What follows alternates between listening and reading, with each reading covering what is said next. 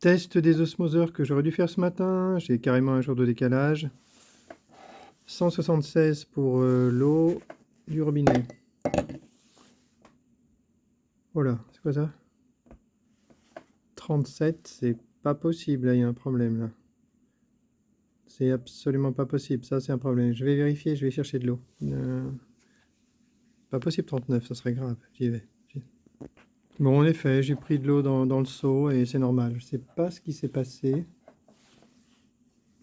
Je sais pas ce qui s'est passé avec l'eau que j'ai prise. C'est pas très grave, là on voit bien que c'est 10, c'est une valeur normale. Les nouvelles d'aujourd'hui, j'ai passé pas mal de temps avec le fabricant de perches pour obtenir des prix pour des perches avec des longueurs différentes. Sinon, pour l'anecdote, j'ai pas mal discuté avec Jérôme, qui s'intéresse aux perches. Il est dans le nettoyage et il était intéressé par une perche, mais quand il a vu le manque de rigidité de la 18 mètres, il était un petit peu refroidi. Il m'a dit qu'il avait trouvé ça un peu pas terrible. Donc j'ai été faire des tests pour lui avec la 12 mètres. Et puis il m'a dit qu'il était intéressé par une perche d'une autre société. En fait, je peux même dire le nom, hein, c'est Absolue Solution. Et donc il trouvait que les prix se tenaient. La perche était à 755 €. Elle était dans les 15 mètres, 14-15 mètres, d'après ce que j'ai compris. Le prix, ça se tenait. Et c'était quand même une marque plus connue que nous, ça c'est sûr. Du coup, il a été sympa assez sympa pour me le dire.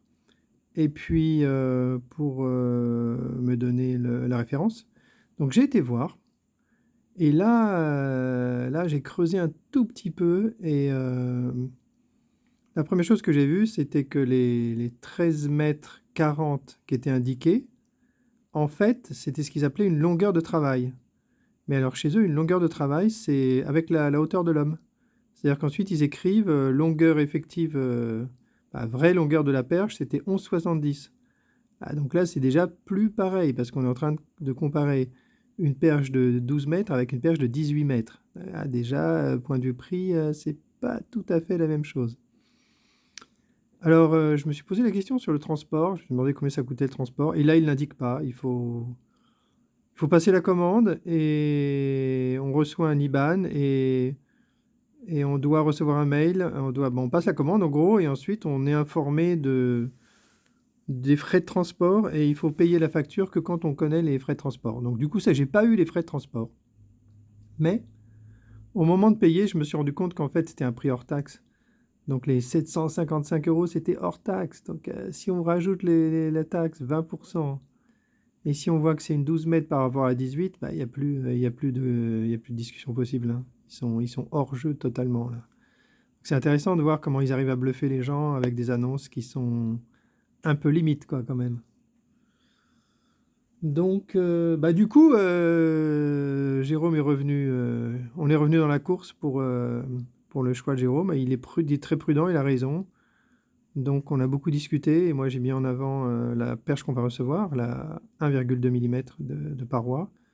Donc, j'ai refait un test avec la 0,9, qui est, on va dire, limite. Il était presque même prêt à l'accepter, hein, mais là, je lui ai dit, non, à un moment donné, il a compris que c'était pas la 1,2, c'était la 0,9. Du coup, il a dit, ah, ok. Dans ce cas, il est d'accord pour attendre qu'on reçoive la 1,2. Et là, je pourrais la tester. Et là, normalement, je pense que ça devrait être super bon. Le résultat devrait être très satisfaisant. Donc, on va attendre une semaine. Mais du coup, moi, celle que j'ai commandée, c'est une 18 mètres. Donc, du coup, je vais rajouter en cachette d'André. J'espère qu'il ne regarde pas les vidéos. Je vais rajouter la commande une quoi, d'ailleurs? Ouais, pas une 12 mètres, hein, une 15 mètres, hein. Je vais prendre une 15 mètres. Donc du coup, sur le site, on a rajouté les différentes possibilités qui ne sont pas dépendantes de la longueur de la perche, mais du nombre de segments. Et donc on va tous les vendre, mais simplement, la plupart seront sur commande avec un jour de délai et pas en expédition, on les aura pas en stock. Mais les plus courantes, on verra lesquelles sont les plus courantes plus tard, seront en stock bien sûr.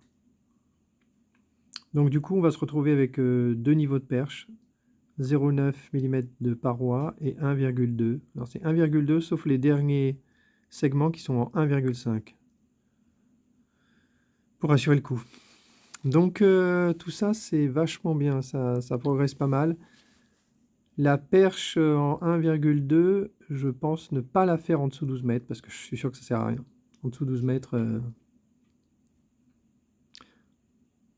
en dessous de 12 mètres, c'est pas la peine, la 0,9 suffit largement. Donc on verra après comment on se débrouille avec ces deux versions. Je pense que si on continue ces deux versions, à un moment donné, on mettra la 0,9 à beaucoup moins cher pour qu'il y ait un gros écart entre les deux et ça sera vraiment le prix pour les apiculteurs qui peuvent pas mettre, qui n'ont pas des gros budgets pour aller détruire les frelons. Par contre, les professionnels, c'est certains qui prendront le 1,2 pour assurer le coup, pour être sûr d'avoir la rigidité qu'il y a sur le marché. Bah ok, hein, je pense que c'est fin de cette vidéo.